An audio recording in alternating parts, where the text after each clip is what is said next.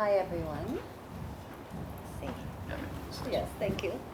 Hi, everyone. I'm Tess Howe from TessVentures. We're a Silicon Valley, San Francisco VC fund. We've invested in blockchain technology over the last almost 8-9 years. We invest globally. Our sweet spot is early stage, but then we also do late stage as well, opportunistically. We have been very proud investors of very early rounds of Animoca, Yatsu's a great friend, Kraken Crypto Exchange, Backpack Crypto Exchange, Saga XYZ, Multi-Chain Multiverse, Aptos, Monon, Eigenlayer. So we have about 300 investments, and all of us are founders, are operators, so we believe in having a team of 10 of us that invest in founders, but we also really help, roll up our sleeves and help build the company with the founders. So that's kind of what we like to focus on. We sometimes also, have Gaia Labs, which we also focus a lot on Web3 AI, where we accelerate and incubate founders, entrepreneurs. So we are always in every part of the world. We've expanded, and very happy to chat with anyone who's interested offline as well. Thank you. Thank you, Tess. Robert, please. Hello everyone, my name is Robert Lay. I'm a partner at SuperMoon Ventures. For are familiar with SuperMoon, we're a Web3 community, and we recently launched an investment syndicate off of that community, so SuperMoon Ventures.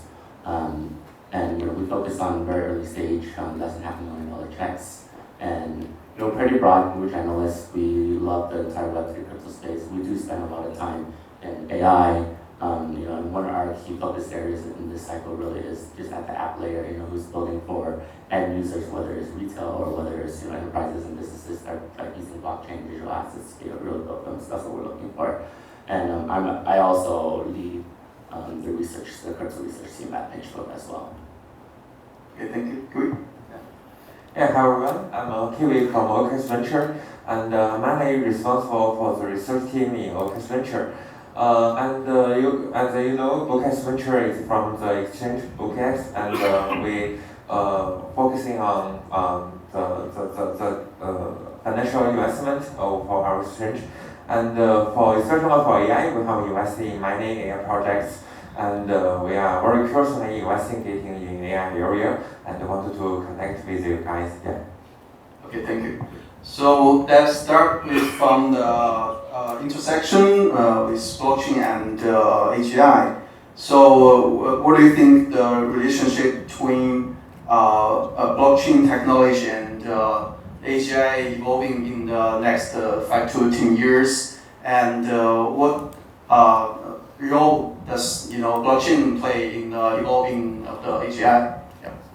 That's a very good question, and it's our favorite question because at TessVentures we have a thesis in machine learning. So this was what AI was called before everyone thought AI was the coolest word on the planet.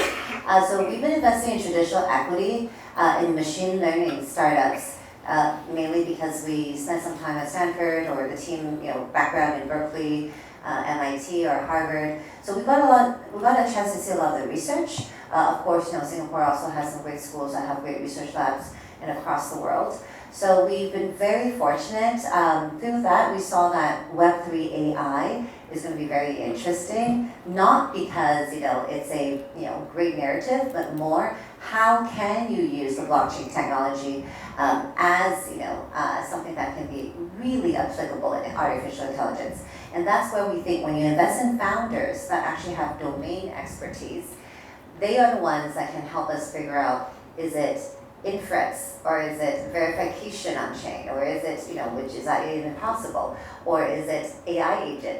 So for us, one of our top portfolio companies, MiniMe, which you guys can follow on Twitter, myminime.ai. If anyone follows, DM us there. That's one of our companies. We will respond because we have an AI agent that can respond to founders and entrepreneurs. So Me Protocol is the layer that they're building, that is a reward layer, along with self-sovereign, and also creators can also have the ability to own their data. So, Dr. Julia runs that team. And of course, even in the gaming area, one of my portfolio companies, the founders here too, Matrix Lab, they also have been building in this area with a lot of blockchain technology. So from our side at TessVentures, we do believe in cross-pollination, where we invest in companies that actually are beneficial to the rest of our portfolio so that we can all grow stronger together. Yeah, I'm happy to chat more about it later. Yeah, Robert, please. Yeah, so the question was around how blockchain can help with AGI, and obviously I think the question is premature because AGI is so far away. But there are, for us, we look at like there's 3 core buckets of where blockchain intersect with AI, and I think compute is the one that's gotten the most attention over the last year to 18 months, and you have data, and you also have the models themselves, right? And I think with compute, for us, we see it as more of a short-term problem. I don't think compute will be a problem on the very long-term scale, 5 to 10 years that you're speaking about. You even look at NVIDIA and AMD, just listen to their recent earnings calls, and they said that they don't think that they would have like a problem by next year. So, obviously, as we get closer to AGI, I think the need for computing continues to grow. So I think, as a lot of AI deployment, the models go out more towards the edge and inference, and that's why I think compute is still going to be needed a lot. And then for us, what we focus on a lot is on the data side. How are you using the data? How do you get high quality data? How do you do the provenance?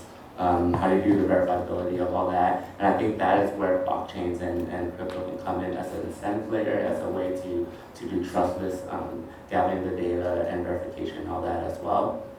And then I think on the model side as well, on the deployment out to the edge, verifying that you're inferring the correct model. You can use ZK, FHE, you can use TE, any kind of privacy models to make sure you're verifying the correct type of models.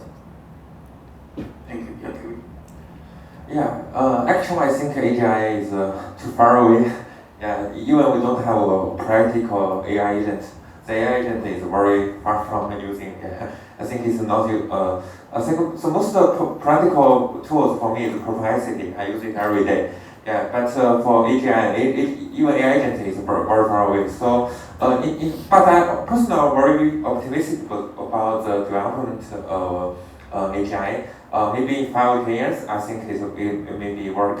But from my personal view, I think only 3 things is relative with the AGI. So the first thing is payment.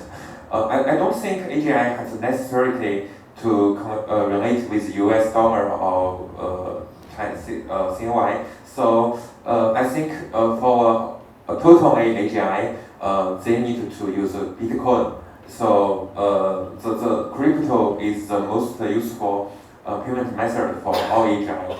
And the second thing, I think data and computing, all the resources that is powerful and useful for AGI, they can use to make compute trust. We can make computer trust our compute power or something like that. Yeah, the second thing I think is I think maybe inferencing and something can use more on-chain tools. So this is the 3 parts I think is more practical for AGI. Okay, thank you.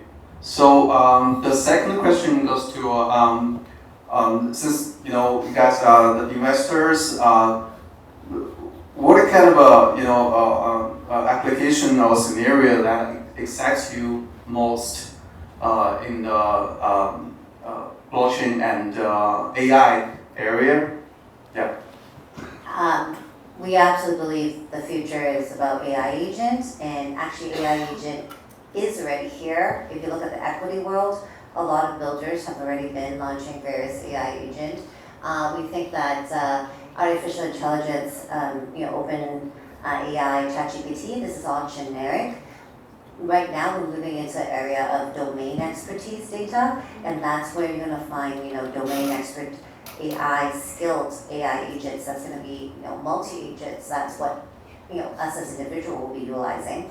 And that's where it gets interesting if you overlay that with the reward mechanism layer, where you actually encourage individuals to have their AI agent and also do fine-tuning, and also be able to, give it the right, good data. Otherwise, bad data in, means bad data out.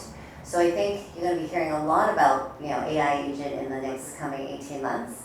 across every sector. And as they say, A16Z said software is going to lead the world. We think AI agent 100% is going to be very interesting in the Web 2 world and in the Web 3. That's going to be the biggest theme in the next 18 months, and that's the area that we also are concentrating a lot of our investments on, and learning more about it and looking to do more in that area.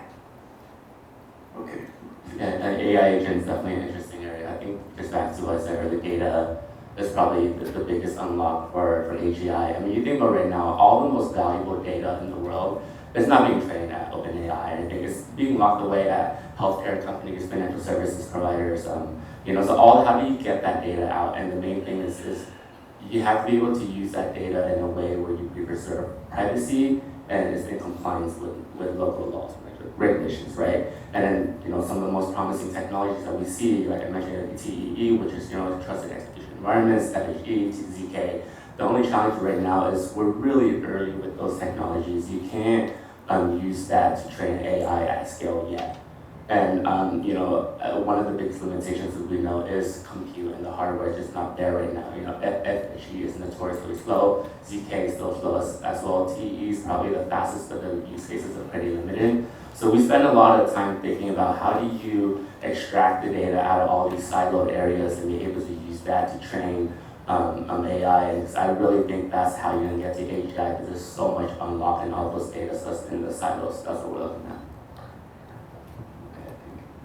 Yeah, I totally agree. Yeah, and I think recently investment for crypto fund is relatively hard. Yeah, because of the bear market. I think the bear market we are in the middle, somewhat in the middle, and if we guys invest in the projects and there is 1 year for building and 1 year for get listing and 3 years for our venture to get the tokens, and it's relatively very hard for us to get exist in this circle. So we are building AI projects for this circle recently, and in fact we have invested in many AI projects like IONET, like ComputerLab, like Michelle. Some are computing power, and some are agent. Yeah, I think all the narratives are very good, but I think first of all we need to get product out. And recently we have seen a lot of projects just for telling story, and I think it's not good. I think we need to see more products. Yeah. Okay, thank you. So the next question is pretty tricky, because everybody knows that today for the AI training and operation, it requires massive computational resources, right? But everybody here is talking about decentralized AI. So what do you think about such kind of a dilemma? Since if you want to build a high-performance AI, very intelligent AI, you need massive centralized computational resources. But everybody here wants to decentralize the AI. So what do you think? Yeah. The first thing I was going to say that I was under the impression that with decentralized compute networks, you cannot train AI. I think over there, train Opera, I just heard them say that you can train an AI, obviously a smaller 3 to 6 billion parameter model, but I'm guessing the way that you're saying that in the long term, you can see you get into multi-$100 billion parameter AI models training a decentralized method. I just haven't seen it yet, but I think right now you see most of the big AI models which are being trained in a decentralized or in a centralized manner. With a lot of the decentralized compute platforms that are coming onto the network, there's very little demand for it right now. Like we can talk about any IONET, Akash, all these. The demand is very little versus what the supply they have on the network. So what is the unlock that's going to get you to use the demand of all those GPUs that have been contributed to these networks? If you minus the tokens that all these networks have launched, no one would probably contribute their GPUs. So what does that mean with all of that supply? And maybe with chain opera that could be the unlock there to be able to use all the GPUs that's on there. But right now we just haven't seen it. Yeah. Okay. Tess, you want to say something? Yeah. Well, we made a strategic investment in Aether. Of course, there are founders that we knew even before they started, and we find that that's probably the area that we are more focused on in terms of I agree with everything that my fellow panelists here have said. So I think what's interesting is decentralized compute does allow for an ecosystem contribution, and yes, the token is a big part of it because the token solves the cold start problem. It's building community. It's also a mechanism that you encourage for fundraising. So it's very interesting times of what's happening in this ecosystem. I think every founder is able to come up with their way to contribute to the blockchain Web3 space, and I think at a minimum, decentralized computing is at least. At least with Aether, they're contributing, free computing power to other projects, and that's 100%. We're going to take baby steps to get to where we eventually hope for, in terms of where AI will go for Web3. Okay, cool. Yeah, I think of course the decentralized computing is the future, and we also invest in IONET and OKS and Ether also. Yeah, I totally agree with the guys here. Yeah, and I think the problem here is we shouldn't put too much expectation on decentralized training. I think decentralized training is a decentralized inferring or fine tuning. So if you guys talking about decentralized base model training, I think it's a fake. Yeah, but I think inferring will have much market share. Maybe I think now all the GPU or H100 are used to train like big models. But in the future, I think all the GPU are using to do maybe 80% of the GPU are using to do inferring. So I think that is time where the decentralized computing can work very well with the new situation. So I think in the future it will work very well. Yeah. Okay, thank you. So the last question goes to security and privacy issues. Since today the AI is still at its early stage, so it can do limited things. But potentially in the future, with the advent of the AGI, maybe we can have a lot of things operate on top of the AI, like self-driving, everything. A lot of things that's very crucial to have a daily life, the security. What do you think blockchain could support or help in the security part of the AI development? Yep. I want to start with Kiwi. Okay. I think there are many ways. Many projects are working on this. And in web carrier, the India from the OpenAI has just left and made a company working on security AI. And for Web3, we have many tools like ZK, like FHE, like some new projects. I think recently I talked to Zama, and Zama is also working on decentralized AI. They can protect our privacy and many new like privacy. We also invested. They are working with Zama, and they previously, when they get invested by Binance, they were working on AI. So I think they're also working on such things. So also it's on air. But many projects are working on data protection and the model and the ID protection. I think it will work. Yeah. Okay, thank you. Robert, please. Yeah, I think that just backs my point. I think what is cool is you see, because of crypto and blockchain, there's been significant amount of investments in CK technologies and FHE and all that. And so I think a lot of that can carry over into the AI space, being able to use those technologies to train an AI model without, having to, or to be able to preserve the privacy of that data. And, I still think that in, the next 5-10 years, the biggest bottleneck in AI and getting to AGI is getting high quality data, and because the high quality data is locked in, Yeah. and financial institutions and all this, you can use CK and FHE and all that to pull it out. But the challenge is we're still a very long ways from that. I know we think that we can do this in the next 2 to 3 years. I think it's going to be much longer, more than a 5 to 10 year time frame for us to be able to do that. Yeah, great. Yeah. Yeah. Well, just a small, statement or two to add to what fellow panelists here have shared. I think if you look at what's interesting is happening is OpenAI currently is trying to raise around at 150 billion. It's going to be a race to, several of these large AI companies that everyone's going to have pour money in, and then you kind of have to figure out, who has what edge, and then who's going to use what. Now then you're going to get into those, exactly what we said, the niche domain expertise of those technology companies, the startups, that's going to try to encapsulate the private data from certain enterprise organization or from SMEs. So that's where I think for us it's simpler for us to focus on the technologists that are focusing on the various domain expertise AI agent. We haven't done any ZK investments, not that we didn't want to, but everything got really expensive, as you saw in the last cycle.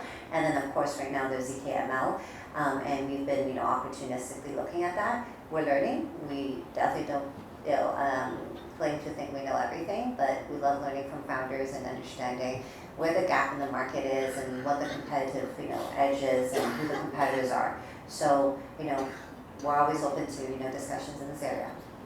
Okay, thank you. So we're gonna open 2 to 3 questions to the audience. Anyone who asks a question? Yeah, please.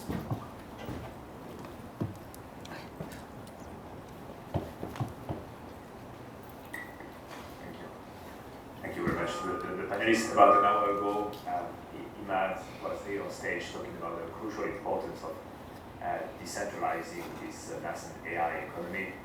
And that blockchain probably had a role to play in this.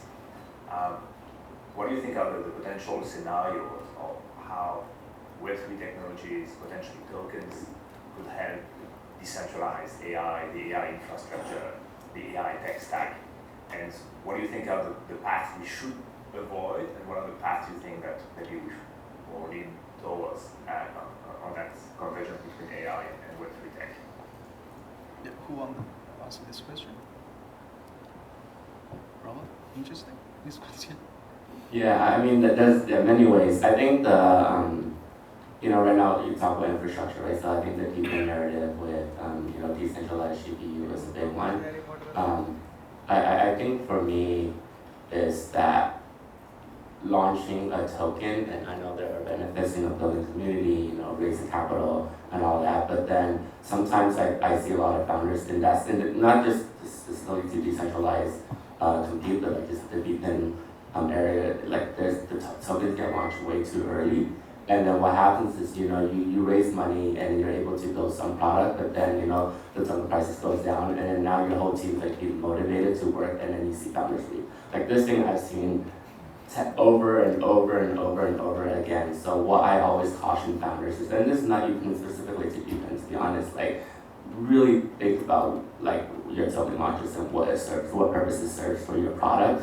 Because remember, launching a token is not a go-to-market strategy, right? Your product is what you're bringing to market. So if you bring a token to market, that doesn't mean you have a product. Your token is not your product. So that's something that I just caution to really think about. What could you suggest? Would you suggest that the whales or tokens are potentially created for a model like Bitcoin did, which there is no pre-minted token, but as the actual product grows, then maybe those AI underpinned tokens would also be internet created. Maybe that would be a better model than just pre-mint everything or launch token on exchanges. Yeah, I guess what I'm saying is think about the utility of the token. I think that's what's most important, rather than the financial movement or the economics or tokenomics of how the token's being released. There's a lot of gamification that happens there. But I think if your token has real utility to your platform, it's going to naturally grow in value.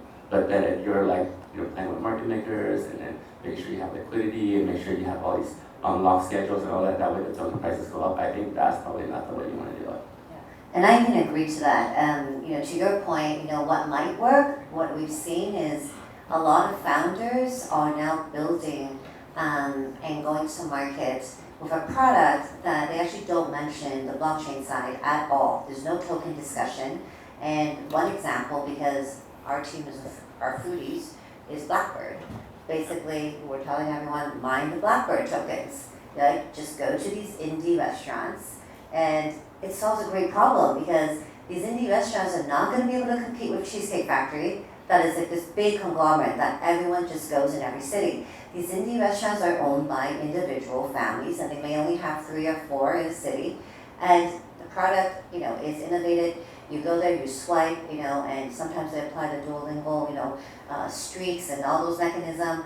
They just don't talk about the blockchain, but the loyalty points is stored on the blockchain. So when they feel like it's the right timing, when the right community is already built, they will then decide to list on Oak Exchange or list on Binance and think, everyone who has those tokens, wow, we did not participate in this thinking, we're going to get rich off this token. So I think that's very important. I think that's because we have come from a Web2 space. We have our builders, and we think a lot about where is true utility going. We also understand it does help when you have a great market that everyone wants to invest in tokens. So again, it's also timing. So, that's like the entrepreneur hat in us. And, you talk about us from the investor hat, which, you mentioned a lot of points that was very good. But hopefully what we just shared is beneficial to everyone here. Yeah. Great. Anyone else? Other questions? Okay. If not, let's give a big round of applause to our speakers. Thank you for attending us tonight. As we conclude the panel here, actually the agenda for today has not ended yet. So there is an event about longevity happening. So there is an event of longevity happening next door in the other auditorium. So if you're interested, don't miss this. Stand here. Okay. And we will also have some very questions. So you can take enjoy and take a break and. Thank you, Serena. Okay. Yeah, thank you for everything. Thank you. Are you good? Oh, sorry. One more minute on this? Yeah.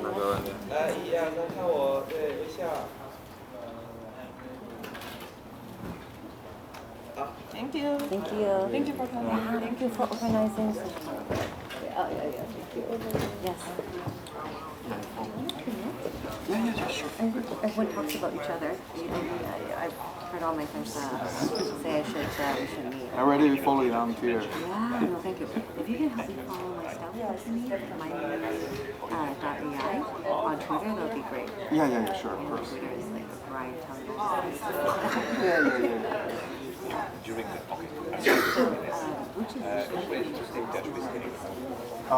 Actually, currently I'm working on a project called ZKP Cloud. Yeah, we are working on verifiable computation. Who's on the team? Me and we have the tech guys from Microsoft. They have been working on high performance computing for several years. Yeah, we are building a team. Currently I'm based in Beijing, and then potentially I'm moving to maybe Tokyo or something. We're working on it. Keep in touch. Yeah, sure. Yeah.